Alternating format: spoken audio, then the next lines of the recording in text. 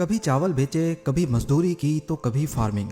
4 मर्तबा घर से भागकर इसको धोखे के सिवा कुछ नहीं मिला, पर इसके बावजूद भी इसने अपनी खुद की कार मैन्युफैक्चर कर ली। नाजरीन, चंग जू यंग 1915 में कोरिया के टोंगचन नामी एक गांव में पैदा हुआ।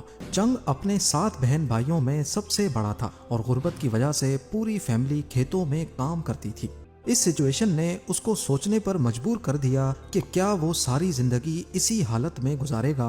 वो अपनी जिंदगी से फेड अप हो चुका था और अल्टीमेटली वो घर से भागकर 100 किलोमीटर दूर कुवॉन सिटी में चला गया। पर इस सिचुएशन में भी वो बहुत खुश था, क्योंकि एक तो जो पैसे वो कमा रहा था वो सिर्फ अकेला खर्च करता और दूसरा ये कि अब वो आजाद हो चुका था।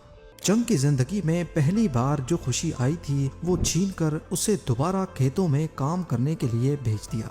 उसके बाद उसने 2 बार फिर से भागने की कोशिश की, मगर पकड़ा गया और वापस गांव में आकर काम करने लगा। चंग ने सोचा कि अब बहुत हो चुका, वो यहाँ किसी सूरत नहीं रहेगा। अब की बार वो भागकर सोल शहर पहुंच गया, जो आज के साउथ कोरिया का कैपिटल है। सोल में आने के बाद उसने कोई काम नहीं छोड़ा। कंस्ट्रक्शन के काम में मजदूरी की, फैक्ट्री वर्कर लगा, यहाँ तक के साफ सफाई का काम भी किया। कुछ अरसे बाद उसको एक चावल की शॉप पर डिलीवरी करने की जॉब मिली।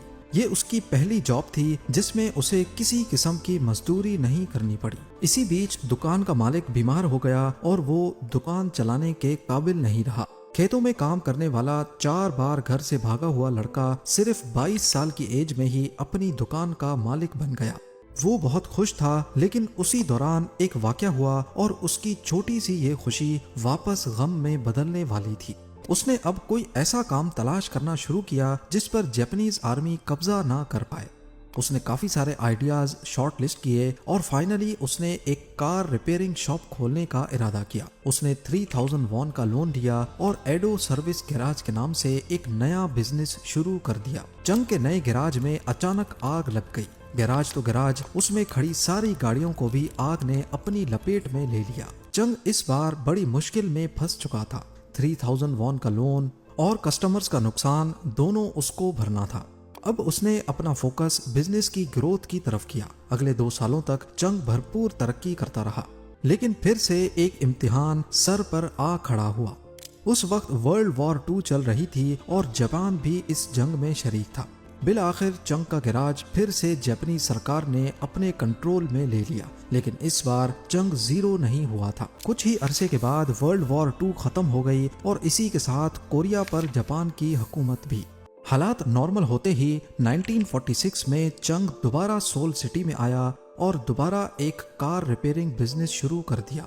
इस बार इसने बिजनेस का नाम होंडाई ऑटो सर्विस रखा। ये कोरियन लैंग्वेज का वर्ड है जिसका मतलब है मॉडर्न। 25 जून 1950 को सोवियत यूनियन की सपोर्ट से नॉर्थ कोरिया ने साउथ कोरिया पर हमला कर दिया, लेकिन इस बार भी चंग ने हिम्मत नहीं हारी। उसने हालात का जायजा लिया और जंगी हालात से प्रॉफिट कमाने की स्कीम सोचना शुरू कर दी।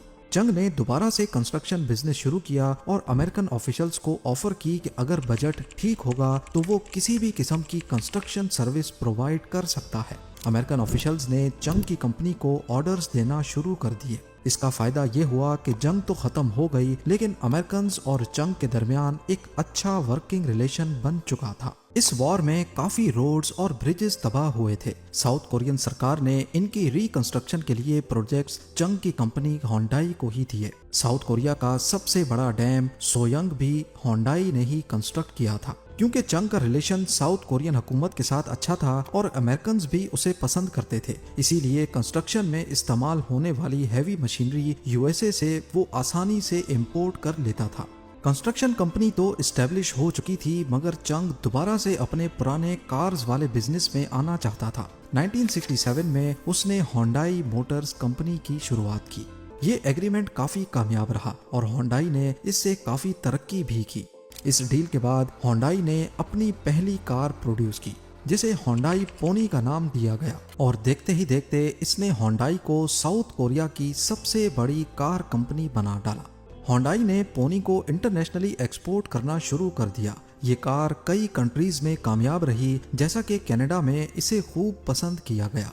चंग ने हार ना मानी और कार में मजीद इम्प्रूवमेंट्स की और बिल आखिर स्टैंडर्ड्स पर पूरा उतरकर इसे यूएसए में भी लॉन्च कर दिया गया।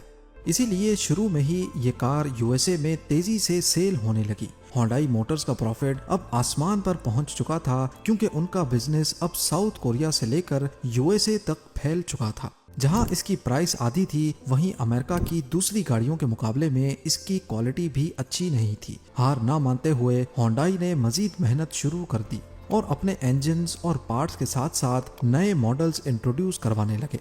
इसीलिए कस्टमर्स भी इनसे खुश थे। देखते ही देखते होंडाई दुनिया की बड़ी कार कंपनीज में शुमार होने लगी।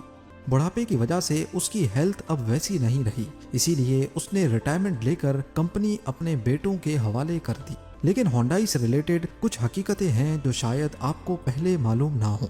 होंडाई का लोगो होंडाई के सबसे पहले कैरेक्टर एच को नहीं जाहिर करता। उल्सान में मौजूद होंडाई का मैन्युफैक्चरिंग प्लांट दुनिया का सबसे बड़ा प्लांट है, जिसमें सालाना 15 लाख गाड़ियां प्रोड्यूस हो सकती हैं। आप लोगों के प्यार भरे कमेंट्स का बेहद शुक्रिया। मिलते हैं अगली शानदार वीडियो में।